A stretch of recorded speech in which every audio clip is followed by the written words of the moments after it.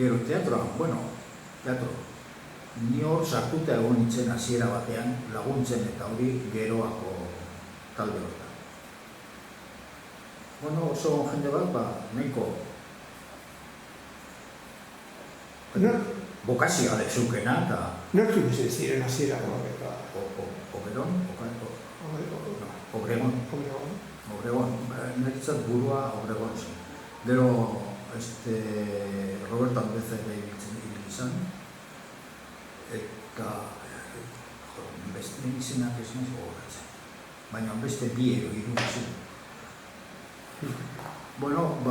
Geroa, batez be, geroa, heldu zen momentu batean, arazoa zukela, zebilen izena eta egiten zuten gauza, baina kobertura legal baina. Orduan, ni bultzatu nion, bolara batean mintzat bere sartzea. Ekintza bat bezala bere sartzea, eta horrela egin ziren. Gero, hasi ziren bere bizi modua, eta handiak egin ziren, eta baina, baina gauza gutxi, osea, durango biztagoa, niretzat, movimiento handirik izan, kulturaletik.